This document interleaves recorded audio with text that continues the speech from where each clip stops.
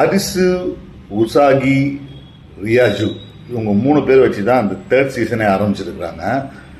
அரிசு போன சீசனில் அந்த பார்டர்லேண்டில் போயிட்டு வின் பண்ணிட்டு வந்தவர், உசாகியும் வந்திருக்காங்க.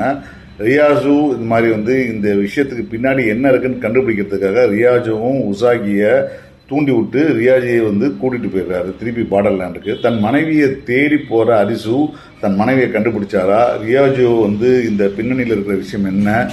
ரியாஜுக்கு ஒரு சின்ன ஒரு விஷயம் கொடுக்கப்படுது. இவங்க டெம்ப் பண்ணி இங்கே வர வச்சு அரிசு வர வைக்கிறதுக்கு தான் இந்த பிளானேன்னு சொல்லிட்டு அந்த பார்டர்லேண்டில் இருக்கிறவங்க பிளான் பண்ணியிருக்காங்க.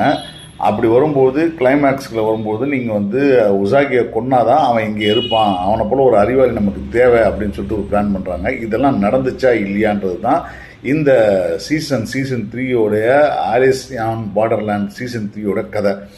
ஸோ இந்த கதையை ஆரம்பிக்கும்போது உண்மையாக நல்ல கான்ஃப்ளிக்ட் நல்லா இருந்துச்சுன்னா, ஏற்கனவே நீங்கள் 2 சீசன் பார்த்துருந்தீங்கன்னா கண்டிப்பாக அந்த சீசன் உங்களுக்கு ஆரம்பிக்கும் போது அதோடைய விஷயங்கள் உங்களுக்கு புரியும். எப்படியான கேம் இந்த கேமுக்கு முன்னாடின்றதுலாம் ஸ்குவிட் கேம் மாதிரியே தான் இந்த கதையும். ஆனால் ஸ்குவிட் கேமுக்கு முன்னாடியே ஜப்பானீஸ் சீரீஸ் இது.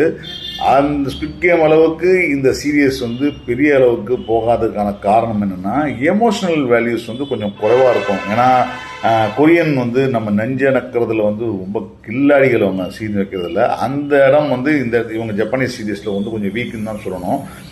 அப்படி வீக்காக இருக்கிறதுனால சில விஷயங்கள் ஒர்க் அவுட் ஆகலை. ஆனால் முதல் 2 சீசன் நல்லாவே இருக்கும்.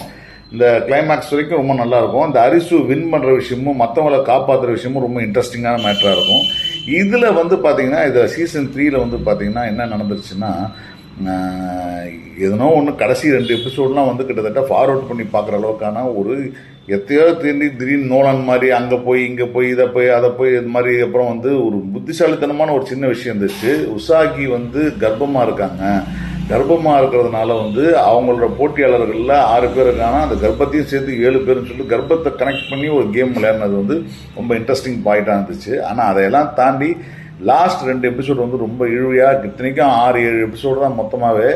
அந்த லாஸ்ட் எபிசோடு சுத்தமாக எனக்கு ஒர்க் அவுட் ஆகலை. கிட்டத்தட்ட எமோஷ்னலாகவும் கனெக்ட் ஆகலை.